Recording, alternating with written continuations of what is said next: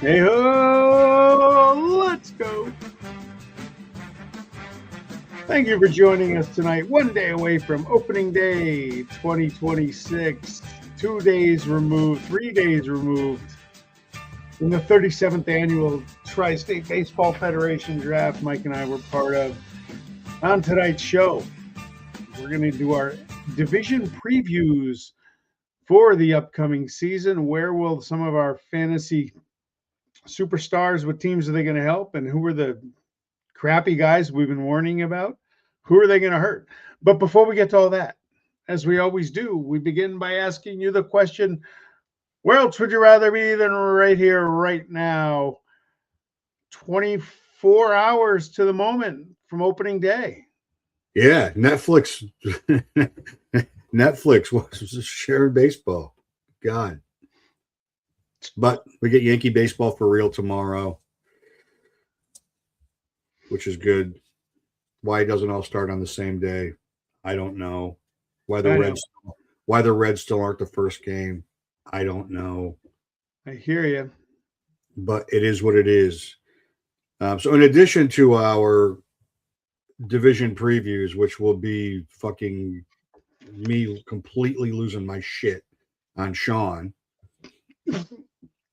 Exactly. I already got you to gag because you should be gagging, you ass wipe. And then we'll do a little recap of the Tri-State Baseball Federation draft and some oddities that occurred. And then I'll give a little recap of a fully open draft, the Diamond Degenerates draft, fully open head-to-head daily roster move, which is not something I've done in a long time. Draft on the worst platform for fantasy baseball that there possibly could be for a draft, and that is ESPN. Oh my God. Yeah. They're so good at football. But if you don't have a platform that has average draft position that you can sort players by, like just stick to March Madness. And you already decided you don't like baseball. You've already proven it. Yep. You've proven it by making us gut out Carl Ravage on Sunday night for the last million years. Like you've already proven that you hate baseball, so just don't do it. Just don't do it. Do basketball, football. You're all good. Let's get to our draft. 37th annual. Feels like I had a beer per year, but that's just feels. Yeah, we're both kind of recovered from that. Yeah, somewhat. Though still slogging. I'm still trying to figure out what I did. I do have a last minute sleeper for you, big man. I'll save him until when we get to the teams. I'll roll him out there, and you're just gonna have to watch. That's the preview of things to come. What was the observation on the draft overall? Well, I picked 9, right? So again, this is a roto league. We save 5. Draft picks can be traded. So those are 3 elements that need to be understood. And we pick in reverse order of last year's standings. And I had Mikhail Garcia penciled in at 9. I thought for sure I was going to get, I didn't think there was a doubt that I was going to get Mikhail Garcia at 9, and he was the first pick. Yeah, leading up to the draft, I was concerned. If I could have done it again, I would have kept him and kept my 2 7-round picks for Brian Wu. Not that I'm upset about having Scooble and Brian Wu going into the year because I'm stacked there immediately. But I was having some remorse on Garcia. I think I got too hung up on his 15 home run potential instead of worrying about all the other things that he does so well. It's also the position. Yeah, that position sucks. It's also the position. And then in a surprise move, somebody that already was saving Gino Suarez decided to take Austin Riley with the next pick. So third base I just crossed that off until I don't even know when I took a third baseman. I knew early on I was going to go home with Max Muncy in my back pocket, and that's who I got, and I'll just live with it. Good luck with that. Yeah.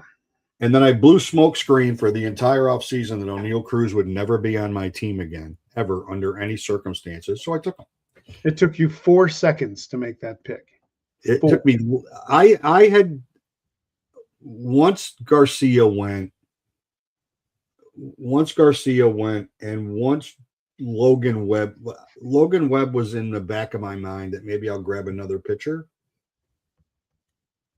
But I compared Bellinger and Cruz, and in head-to-head, I would take Bellinger every day over O'Neill Cruz, just because he's more consistent and he won't make you insane. But if Cruz bounces back in any way, shape, or form in Roto, and all things being equal, I'll sacrifice 25 or 30 batting average points for 30 or 40 stolen bases every single day. Because even platooning, he's going to get 30. Platoon players don't help. The closer started going. Man, you hitched your wagon at Cruz. That's I know. I was hopeful, though I should have known better. I was hopeful that I was going to be able to get my hands on Tyler Soderstrom because I was looking at what everybody else had, and I knew pitchers were going to fly. Yep. And then I realized you had the first pick around too, and I'm like, well, I'm not getting him. And I had 0 outfielders on my roster. That the also one pick that surprised me, and he may be on the show tonight. Dylan Cease with the 11th pick of the second round. I couldn't. I felt almost bad with my reaction in the room because the poor guy who I was saying, wow, really? Well, was kind enough to drive my sloppiness home at the end of the night. So thank you for that. And I apologize for everything I said about Dylan Cease. Almost. I was surprised that Battlefield Bob took Kyle Bradish instead of Nolan McLean. Yeah. With the 5th pick. I wasn't surprised Luzardo went that early, and I wasn't surprised that Fried went where he went. But I was a little surprised that Bradish went before McLean.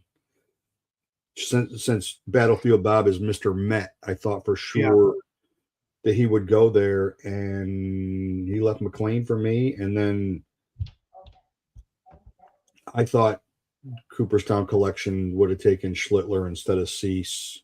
I think he probably wanted Smith, and that got picked right. My guess is that got picked right in front of him. All right. What were the highlights of your other? And a Rosarena in a draft like this in back-to-back rounds. That's pretty good. And I was happy with that because, again, I had no outfielders, and I saw an opportunity. Once I had Soderstrom, sorry, there's one. And DH is covered with Guerrero. So I only needed 3 outfielders.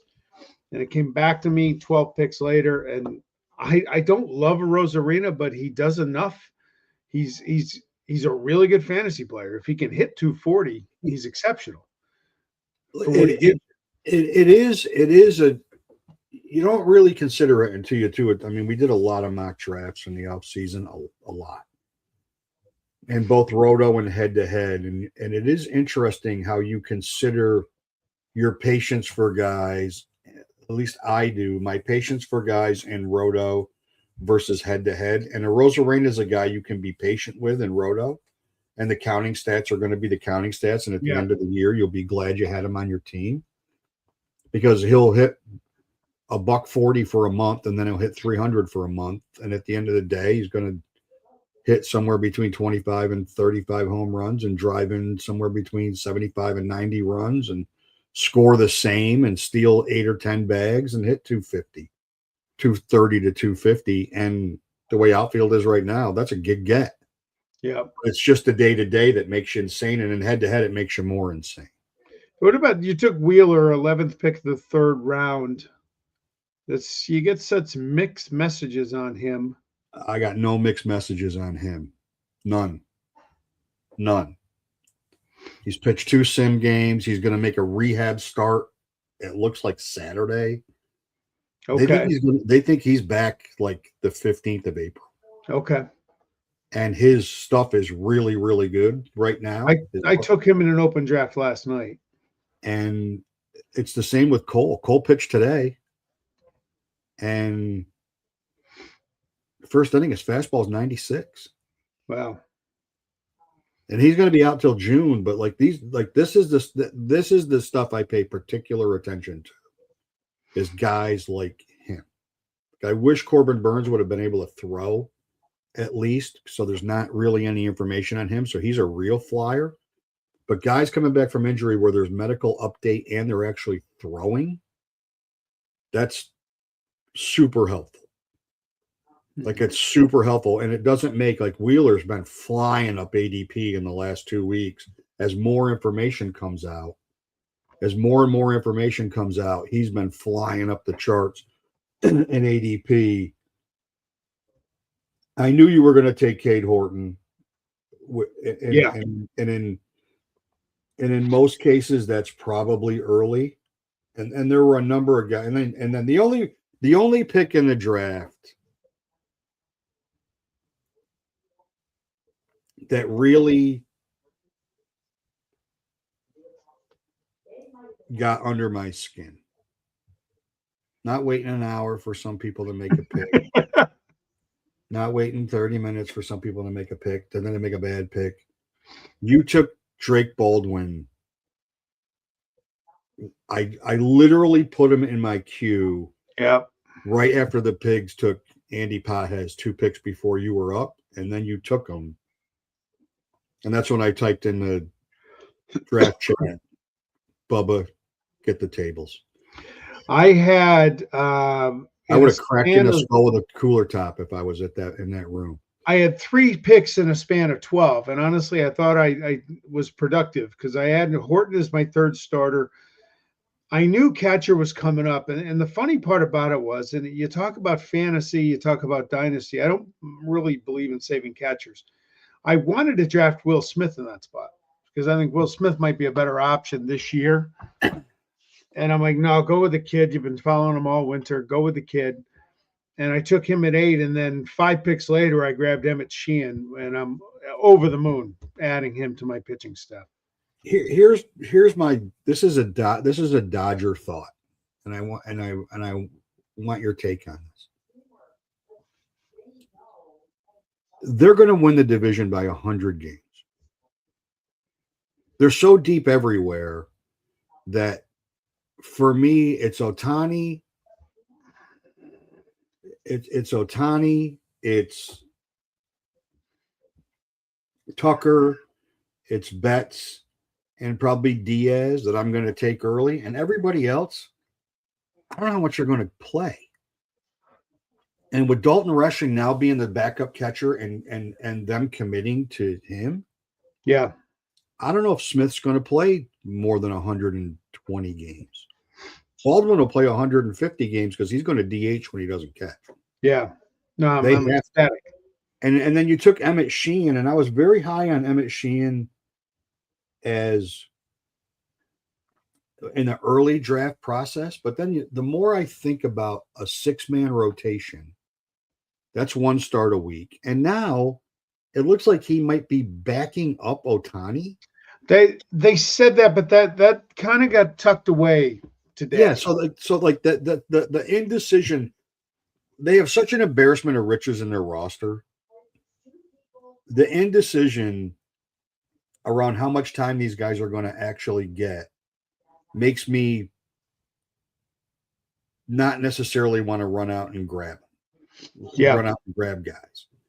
Like Alex Freeland made the roster, so Muncy's going to lose some starts, and Betts might lose some starts, and Tommy Edmonds not back yet, and he switchblades all over the place. I have so many friggin' players that they could all play 120 games and be super fresh for the playoffs.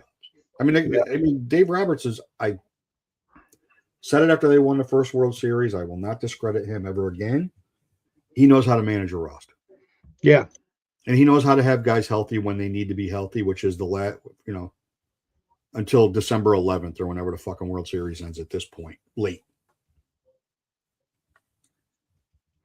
All right, real quick, tell us about that open draft you had the other night. Oh, my God. Previews. I feel like I'm stealing money from these idiots, but it is what it is. So this league, the thing I'm gonna have to get used to with this league is it's a daily lineup league. Max 11 starts a week. So like if I don't have Freed or any Yankees or Giants, I don't have anybody playing on Thursday. But if I don't have, like I have Brandon Woodruff, he's not going to start till the 31st. I can pull in relievers for holds and saves like on a daily basis. So you're literally manage a pitching staff on a daily basis, and hitters too. I have no hitters on my bench, none. I took only pitchers on my bench, and any hitters on my bench. But first four pretty chalk, right? Otani, Judge, Soto, Witt. Then it was Skeens, Crochet, and Scooble, and I was surprised that Crochet went before Scooble, but not really. I sat at 8. Jose Ramirez was there. I took Acuna instead because I didn't want to be pigeonholed at third base and lose out, and knew that I might be able to grab somebody. And then Christopher Sanchez at 10. So 4 pitchers in the first 10 picks, and then Cal Raleigh at 11, which is higher than he's been going in a lot of drafts that we've done. Yeah. Yes. And then Kyle Tucker, and then right back with Yamamoto at 13. So the top 5 pitchers were gone. Wow. Through the first pick of the second round. And then it was just a matter of, then it was Gunnar, Junior Caminero, Vladdy Jr. I got Corbin Carroll coming back, and then Logan Gilbert went. And Ellie De La Cruz didn't go until 22, and then Wu and Hunter Brown. So 6 pitchers were gone. 7 pitchers were gone by the end of the second round. And then I'm like, I'm fucking like now I got problems. Like now all the young guys that I wanted, the Schlitlers, the McLeans, the Cade Cavalli, Mick Abel, like all those guys are like, I'm just like, all right, I just got to start getting guys, right? Like I'm just gonna get whatever I got to get. But Schwarber didn't go until 29. Wow. I know. That's crazy. Anthony at 25, Kurtz at 26. I get it. I get Anthony going at 25. In a non-dynasty league, I don't. Julio at 31. And that's the effect of all the pitchers going early. Yeah. No. Then in round 3, there's still really good hitters floating around. Like really good. But through 3 rounds, there were 13 pitchers taken in the first 3 rounds, including closers. It's crazy. So these guys have been using this platform. I think they're in year 10 or 11, so they've been using it for a while, and they understand the mechanics of the league. I'll find out if I was right or wrong because I really loaded up on setup guys or guys that like Soto, who's going to share saves with Santana. I took them both. So, I mean, it's just the pitchers were flying off the board. I got Mikhail Garcia at pick 41. Wow. Like I figured it'd be a long time for me to take Pete Armstrong at 46. Like that's way high, much lower than guys have been going. But it also is an indication of so many pitchers going so early and having to needing somebody at the top of the rotation guy. Needing a top of the rotation guy to anchor. And I didn't take a pitcher until 80th pick. I took Aroldis Chapman. That was the first pitcher I took. I'm like, I got enough guys that I like. Right? I got enough pitchers that I like. Shane McClanahan I like. He was picked from me during our draft. Earlier than I thought he was going to go, but so be it. So I mean, and then I just started grabbing pitchers. But I got Tyler Soderstrom in that draft at pick 113. Wow. That's crazy. That's crazy. But the platform has a lot to do with that because O'Neal Cruz went in round 17 and somebody else got taken, and I'm trying to remember who it was. Then I'm like, shit, if I didn't already have 3 outfielders, I would have taken this guy. It was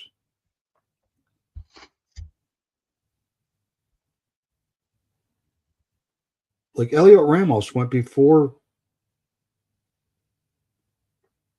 O'Neal Cruz. Like that's, I mean, I guess I get it, but I guess I don't. Like Luis Robert didn't go till 206. I'm not touching him with a 10-foot pole. I think everybody's expecting that Luis Robert's going to change the way he looks at baseball because he's playing for the Mets, and I think he doesn't. Maybe. I just don't think he cares. I don't think he cares about baseball. I don't think he cares about. I think he hates his job. I mean, good thing they saved Carson Benji, and hopefully Talkman comes back soon, so they don't have to worry. They don't have to regret trading Bradley Nimmo, though I do think they're going to. It's the worst trade in the offseason, without question. All right, let's get to the fun. Yeah, let's get to the fun. Let's start with how wrong you are. And I did put the over-unders in the left-hand column. Yeah, no, that's great. I mean, we did pick. We both. Wait a minute, you picked the Red Sox to win the division? I did. Did you do these during our draft when you had? No, I picked them last year, and they didn't win. And so I'm gonna go with that. I'm going with the, if Mike picks them, then they're doomed. Okay. Then they're doomed. Here's what I don't. What could go right is everybody we're talking about. Roman Anthony is everything everybody believes he's going to be, and he literally carries that team. Wilson Contreras has a huge impact there. They figure out the infield, and everybody gets at bats, and they stay healthy. Rafaela and Abreu take a step forward. Their pitching staff doesn't implode. All those things happen. And if their pitching staff implodes, they call up Peyton Toll, and they're fine, right? They leave early in the rotation. They still have options. They won't make a trade because they're not going to pick up any more payroll than they have. All those things go right, and Chapman is last year's Chapman.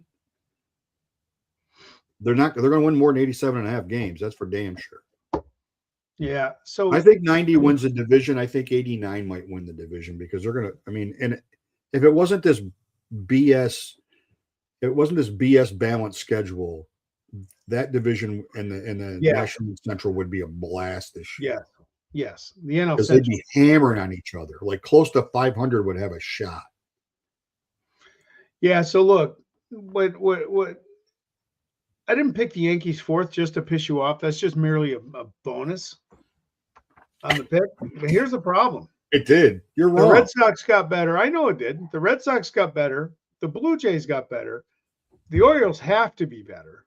They can't be worse. They will. The Yankees got worse. They're running. All the Yankees did was get another year older and gave Trent Grisham a $22 million qualifying offer, which completely destroyed the offseason. Cole's out for a while. So's Rodon, Schmidt, and I think they're putting a lot on Schlittler. Is as good as he looked. That's why I have him fourth. It's not going to be. I'm not saying they're going to win 77 games, but it's going to be tight. But I just don't think they did anything to get better in the offseason. They didn't need to. They didn't need to do anything to get better. They got better by Anthony Volpe not playing shortstop. They got better by having a third baseman that actually will like having people play third base that actually might help them compete. You have Paul Goldschmidt. But you got an older everyday Ben Rice, and you still have an elite bullpen, and their pitching will be fine. Their pitching's going to be fine. I mean, they're not just haphazardly picked at 90.5 games and the second odds to win the World Series by everybody in the world that knows more about this shit than we do and doesn't have any emotion. I would argue that. But Here's my problem with the Blue Jays.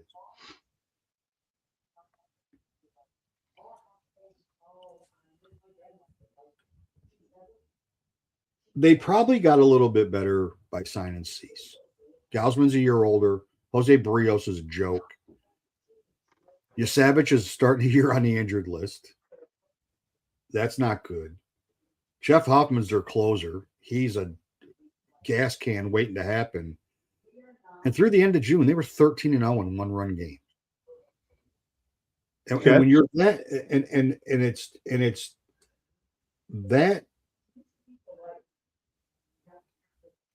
that one-run game stat is just as telling as NFL teams that win one-score games and then the next year they don't.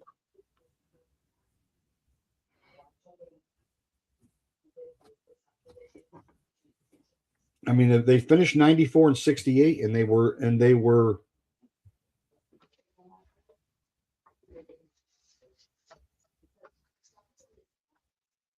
like 24-3 in one-run games last year. It's pretty good. Yeah, but if that becomes 14 wins, then they're an 80-win team. They're a 500 team. No, that's not everything. It's not everything. They could have less one-run games. They might just be better. Well, they could have less one-run games. No. They very much could. Their bullpen could implode, which it did its best to do last year. The Orioles, if the Rays weren't so bad, if the Rays weren't such a bad baseball team, I know they improved their rotation. I get it. Putting a lot of stock in Kyle Bradish getting Cy Young votes. A lot. Yeah. A lot of stock in Rogers duplicating last year. You know what you're going to get out of Bassett. You're going to get what you're going to get. Their bullpen is still shaky at best. I mean, if Helsley's a closer, he was in St. Louis, that's a big bump for them. Yes.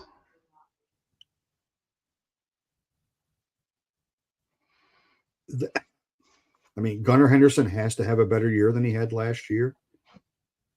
He has to. I don't think they're better than the Blue Jays. I know they're not better than the Red Sox and the Yankees. They're not that far away. The division's going to be a brawl. It's going to be a brawl. And we could be completely right or completely wrong on this very easily. If the Orioles, the Blue Jays, the Yankees, or the Red Sox won the division, nobody should be surprised. I agree with that. Because they all have enough going for them in their favor that they could. It's the same with the NL Central when we get there. I initially went in thinking I was going to take Pittsburgh as a surprise, and I have them fourth. A very competitive fourth. Yeah. All right. Where are we off to next? Now we're off to again, we agree on the division winner.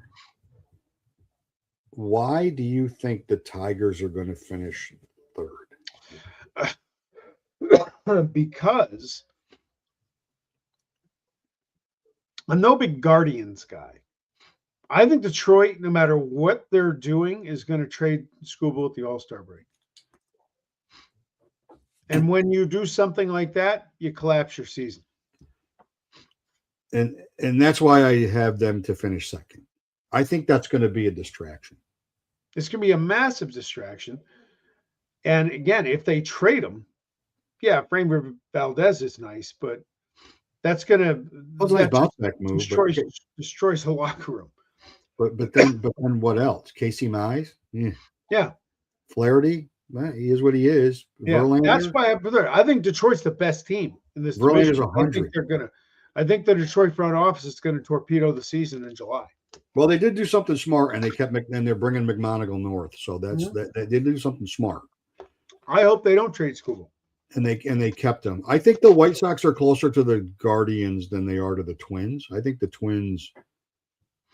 I don't know how any of these experts look at the Twins as they're currently constructed and say they're going to win 72 games. I think the White Sox are going to be fun to watch offensively. Yeah. They still can't pitch.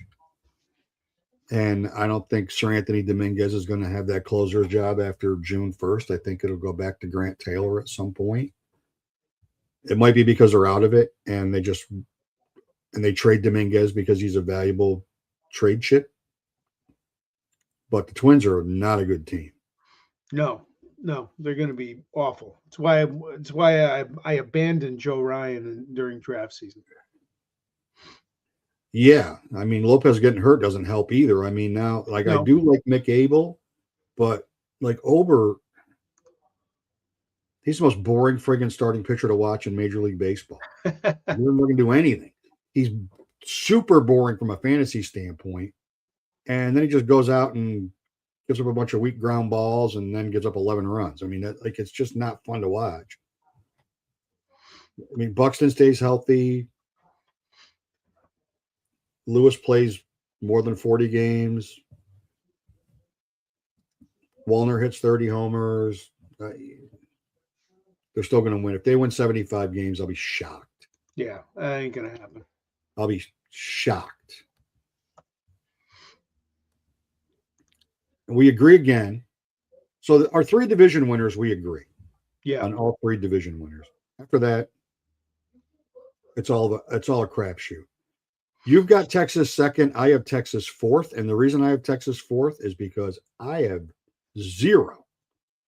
And when I say 0, I have 0 faith that Mackenzie Gore is going to do anything but torpedo that team. Yeah, I'm no Mackenzie Gore fan. I think how long will Evaldi stay healthy? I don't know. Their pitching is still really good. I think Jack Leiter, a year more experience, will help. Those guys got to hit, though. I mean, I can't figure out. Here's my taxi cab driver from Saturday. Welcome. They do have to hit. Seager has to stay healthy. Langford has to break out like everybody thinks he's going to break out. I love Langford this year.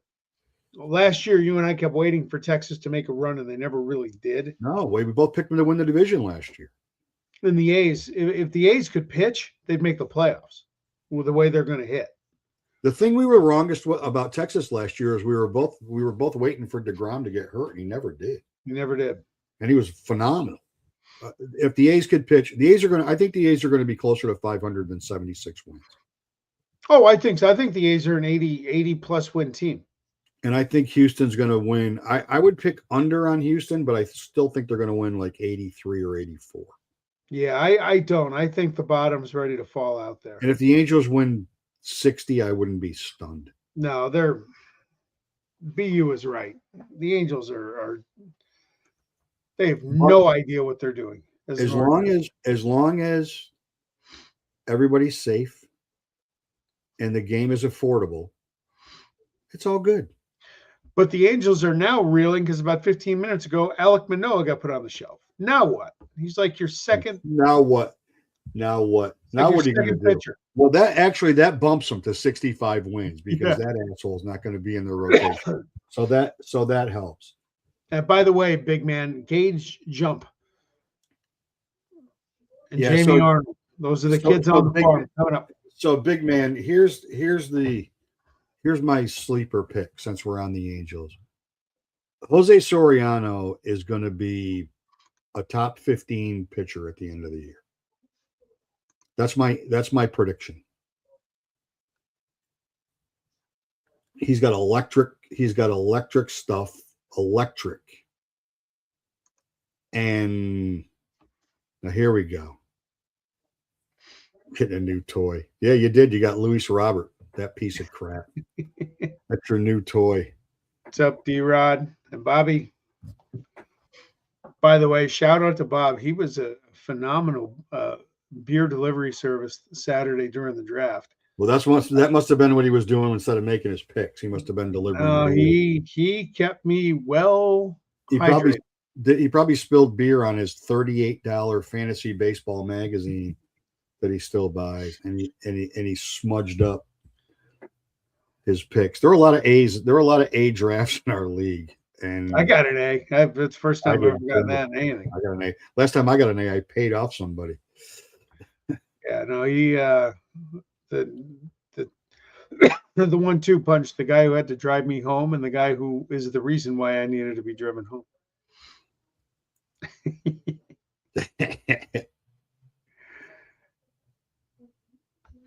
You need more than that to win a title. So, Bob, you joined just in time for me to pick the Mets to finish third in the National League East over behind the injury-plagued Braves. The Braves can't get a break. No, they can't get a break. They just can't. They're going to score 1 billion runs this year, though. They have no pitching. They have a lot. They have some kids. If I was them, I'd get a few of them up. The Carlos Mendoza is my preseason pick to be first manager fired this year. Wasn't it Pat Murphy last year? No, last year it was Carlos Marmol or Omar, whoever the St. Louis. No, it was Toronto. Oh, what? I thought Manning. Yeah. I thought Manning, and then he just got an extension, which means they came within an inch of winning the World Series. The Mets lineup will be fun. I think they're going to miss Alonso's bat a lot. Yeah, that's not why I think they're going to finish third. You're putting a lot of stock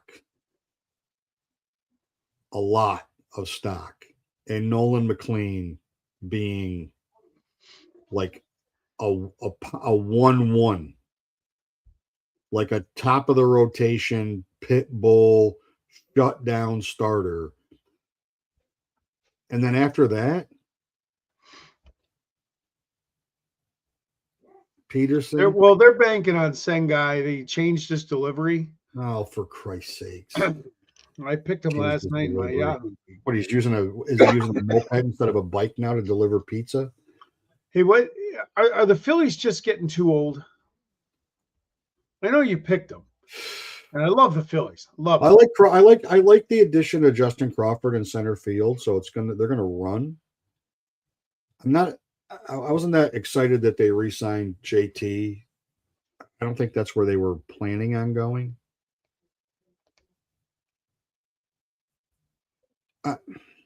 They could be getting too old. I mean, you're banking on Bryson Stott having a lot of people are banking on Bryson Stott bouncing back, and he's a sneaky steal pick late. And Alec Boehm is Alec Boehm, but he's still on that roster. But their starting pitching when they get Wheeler back is really good. Yeah, D-Rod brings up the Marlins. If there's one player I do not have on any of my fantasy teams, I wish I did, it's Yuri Perez.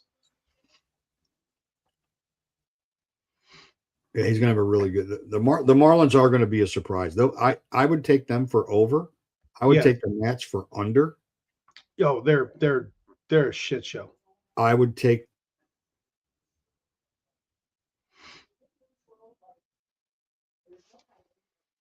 The Braves under. I would take the Phillies and the Braves for over, and this is similar to me to the American League East, where I think 90 is going to win the division, but if it was 88, I wouldn't be shocked. Okay. I wouldn't be surprised at all if 88 won the division. It's going to be tight. I don't think anybody's going to run away and hide, even if somebody gets off to a huge start. Even if somebody gets off to a blazing start, I don't feel like anybody's going to run away and hide in this division. No, I don't think so. In fact, I think in the American League, I think Seattle's the only team that could run away and hide if they're motivated and their pitching stays healthy. Alcantara's big. Robbie Snelling will be up at some point. Fairbanks as a closer in Miami was a good move for them, a really good move for them. I mean, who are you watching on Washington? You hoping James Wood doesn't hit 210 in the second half and strike out 300 times? Hoping He struck CJ out Abrams 400 times in the spring training. Hope CJ Abrams stays out of the casino and grows up a little bit and is consistent. I mean, Luis Garcia ends up being a good first baseman. Dylan Cruz is in the minors, and apparently he won't take help. He won't take any friggin' tips from anybody. He won't change his swing. Really? That was today. I read that today. He's like, this is my swing, and it's going to have to work. Well, it's going to be working in friggin' Rochester, dude, because Dylan Lyle's going to play, and that's the way it's going to go. I mean, like, they're not going to. I don't think they're in a position to jerk around and let a guy hit 130. What did he hit last year? 210, and then he backs it up in spring training by going 3 for 29, and they're all singles. Yeah. So he's clearly not adjusting to anything, and apparently is not willing to as well. I mean, I'm excited about Cade Cavalli. Their pitching staff is a crapshoot. I mean, Parker from time to time. They don't have a lot of guys that you're going to roster from a fantasy standpoint. So as irrelevant as they're going to be in the division, they're almost equally as irrelevant in fantasy. Yeah. Now this war. This is a fun division. This division is going to make buying the MLB extra innings package worth it.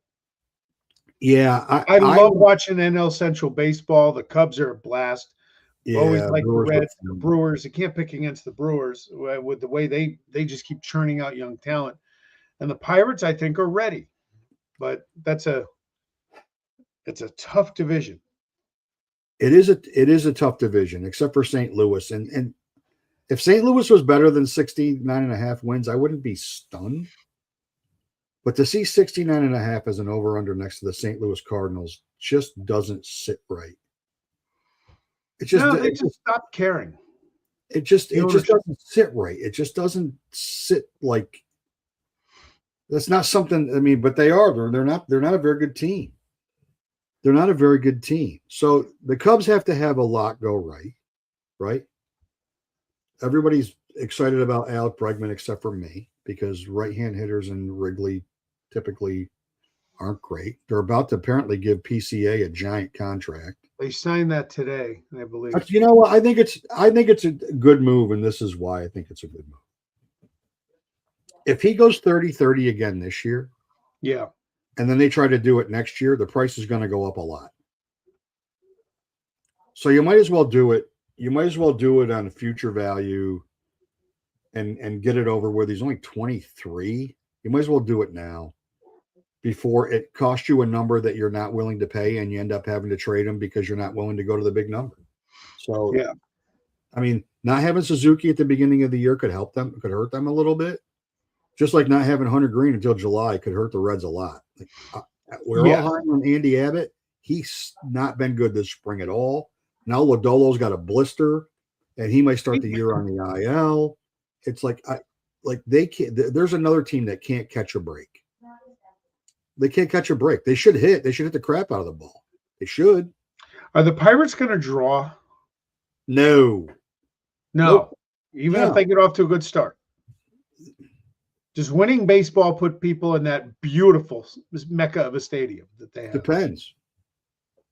They're already pissed off at Connor Griffin getting sent down. So the fans are already starting the year pissed off. Green is July, right, Mike? He just got put on the 60-day. Yeah, Green is July. Just went on the 60-day IL.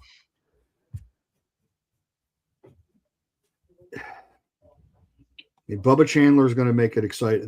Their rotation's potentially really good.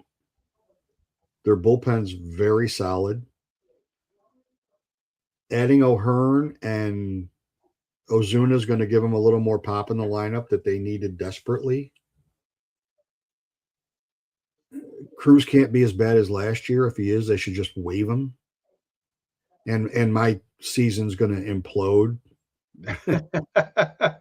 as a result. Yeah, get your parachute. I think if they get to August and they're in it, and they make a move at the trade deadline that keeps them in it, then they'll start to draw. I'll tell you what, things you never thought you'd say. I love the Brandon Lau signing for them. I love it. I think it's a left-hand hitter in that ballpark. I mean, he's got legit power. Yeah. And I forgot about him. Adding Lau, Hearn, and Ozuna it's a good veteran guy to put on that team. 60 more home runs that they got out of those positions last year, and you still got Spencer Horowitz. And it's just like they're close, and they've got more guys coming, especially pitchers. I mean, they better win now, or they better at least make an effort to win now, because unless Bob Nutting has a stroke, he's never going to pay Paul Skeens what Paul Skeens is going to get paid, and it's going to be a ludicrous amount of money. Yeah, I mean, it's going to be absolutely ludicrous amount of money. I mean, grabbing Mangum in that trade with Lau is a low key move for them too. So their bench got stronger. They missed out on Suarez. That's who they really wanted, I think. They're not going to get a lot of production out of catcher, but they're going to have great defense out of catcher. That means nothing from a fantasy standpoint. But there's more draftable Pirates this year than there's been in a while. Yeah. Many more. Many, many more. And the world is high on Bubba Chandler, and that's obvious based on where he's being picked. And then we don't need to talk about the first place team in this division, because we all know that's like having that answer key to the test. I mean, that 102.5 is only there because they don't need to push that. They just need to do what they did last year. Stay healthy until October. I mean, just the over-unders, they win the division by 19 games. Yeah, it's frightening. I mean, so like the Rockies are awful. I am like really interested in Karros and in Charlie Condon if they develop, and if Ezekiel Tovar has a bounce back year, and if Mickey Moniak can repeat, and if Brenton Doyle puts it all together. And I mean, they got some, I mean, and they play half and Hunter Goodman, and they play half their games in Colorado.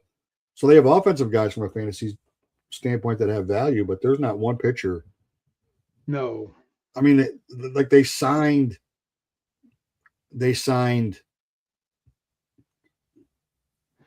Sagano, Lorenzen, and oh my God, I can't think of it. A guy's going to pitch in the soft tossing lefty that you never want on your team. Oh, Quintana, who will end up having a 38-year career in baseball. Amazing? Todd, you're right to have reservations on King, and if Joe Musgrove, I feel like anything that happens in San Diego depends on Joe Musgrove bouncing back. You know what's amazing, though? You got to give the Rockies fans a shout out. They averaged over 30,000 a game last year at home. They were 13th in attendance last year. They 80 home games, 2.404 million. That's insane for a team. It's a destination it's a destination place to go watch your team. Right? You want to take a road trip in July to watch your team. Why not go there? My God, it's a great ballpark. Beautiful. Scenic. Yeah. Right? Yeah, it's awesome. Unbelievable stadium, great ballpark, great place to watch baseball. I mean, and you get some offense going on. The games are exciting. And you get a little Mike Hampton, when he was on the Mets, hit 2 homers in a game there. Bulldog Mike Hampton. You're not as high on the Giants as I am. I'm not. I don't get the warm and fuzzy. I don't see where it's going to come from there. Love Logan Webb. Yeah, Adames is great. Okay, 30 homers out of a shortstop. That's good. Twice hitting 210. Yeah, that is great. Yeah, Devers, he's, Devers going to have a really good year. Ramos will be better. Chapman's Chapman. If they could combine Patrick Bailey and Andrew Susak into one person, sure. they might have the best catcher in baseball from a fantasy standpoint. Because they've got Bailey's so good defensively that he's going to play, and Susak's not that good defensively, but he can hit. Yeah. Oh, by the way, I think Hampton was already with the Rockies. He had sold his soul for money, sold his chance to ever do anything meaningful with his career for the big contract. I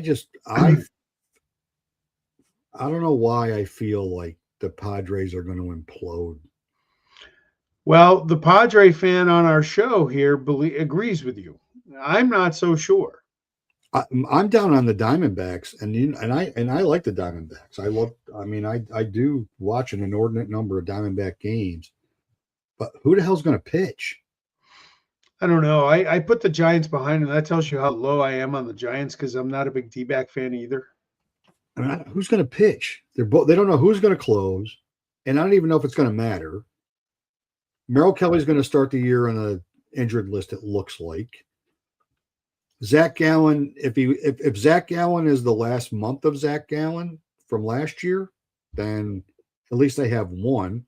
Everybody's going crazy about Ryan Nelson. I don't know. Brandon Pfaadt, like he's a walking incinerator, that guy.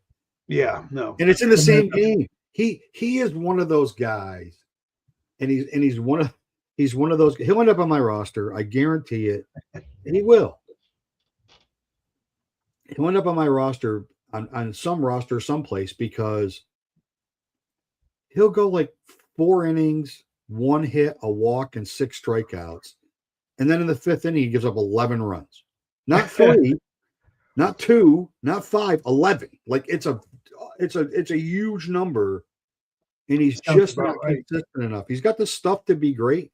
He's just not consistent enough to be anything more than, at this point, he should be a 4, but sadly, he's like a 2 for them right now. Eddie Rodriguez could be the key if he's as healthy as he said he was out of the WBC. Yeah, Eduardo Rodriguez could be a sneaky grab, like right away, because he looked phenomenal in the WBC, and he's not been healthy for a couple of years. But when he first got there and he was healthy, he was great. He was really good there when he first got there.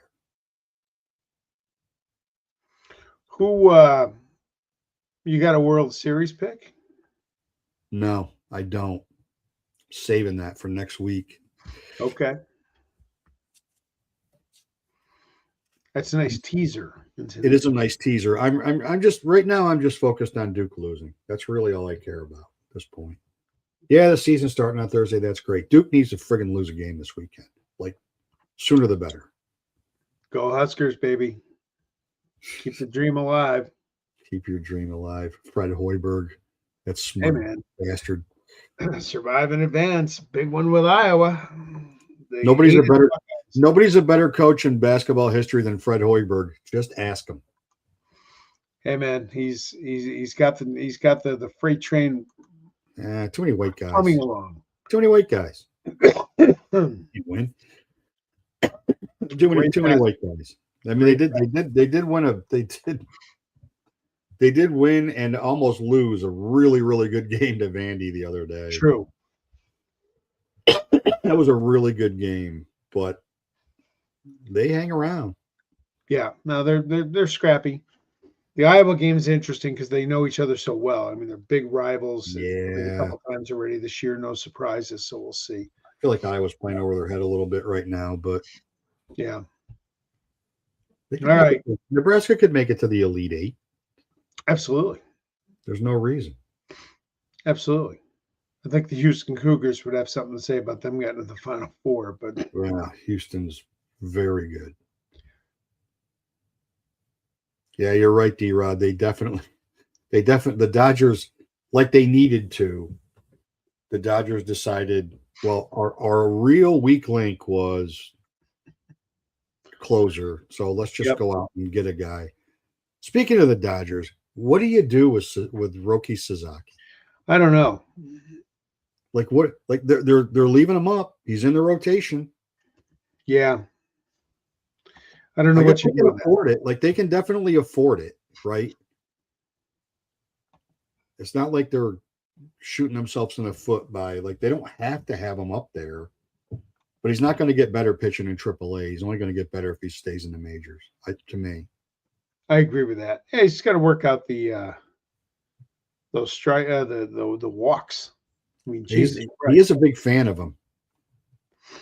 My God, throw strike. You can't walk. Like his walk rate's just way too high. That's what scares me about Abbott and Andrew Abbott's walk rate in spring training was high. Yeah. Like those are the signs that like that stuff. That's the stuff I worry about. Like Luis Heel is being sent down because he wasn't throwing strikes. I mean, like it's one thing to get knocked around because you're working on pitches, but you can't work on pitches if you're not throwing them for strikes. No. Like if you're adding an out pitch to your repertoire, how do you know if it's effective if you can't throw it for a strike? It's going to be very interesting. It's going to be very interesting. Here's the most interesting thing that I rabbit holed it for whatever weird reason I got sucked into today was the number of people that were complaining to Scott White on the X. Yeah, I saw that. About the policy of not being able to add players that are not yet on the IL to the IL. Blake Snell, specifically for me. Blake Snell. I got Lars Nootbaar in a league. He needs to. I mean, I'm only looking at player news every friggin' minute, looking for guys that are going on the IL. Like, but what occurred to me was Brandon Woodruff was going to start the year on the IL. There was no way he wasn't going to.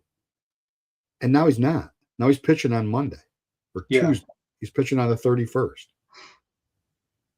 They thought Matt Harrison was going to start the year on the IL. He's pitching on the 30th. So like thinking guys are going to start the year on the IL and them actually until they actually make the move. But it would be nice if they did it, if everybody get their rosters, their 26-man set before 10 o'clock tonight, so I could actually make some moves before the season starts. But his other point, like I don't know what the process is on the ESPN platform. I know how it is on Yahoo. It's midnight before the next period game. You got to make moves. So if guys go out on Monday, you're screwed. At least with CBS, you got till first pitch. It didn't used to be like that. Yes. It did not used to be like that. It used to be midnight at the end of the period. And those Monday IL moves used to kill you. All right. So what do we got next week? Well, next week we've got week 1 in the books. Who's hot, who's not. Cut and go get. Work the waiver wire early, kids. Yeah, you got to work. You make some mistakes, but you get some gems in there. You know, you get active and work that wire. Yeah, you better be reading everything right now. This is the waiting, as Tom Petty said. The waiting is the hardest part. So you get your draft. Everybody, a ton of drafts this past weekend. A ton of drafts this weekend.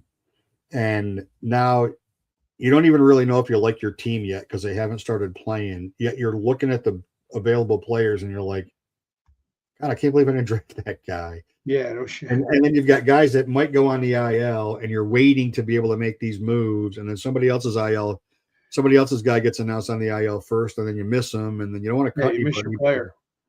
You don't want to cut anybody. Yeah. You don't want to cut anybody yet. If you're cutting somebody now, you were overserved at your draft. All right. One more comment. Thank you, Bob. Go Mets. All right. See y'all next Tuesday. Peace.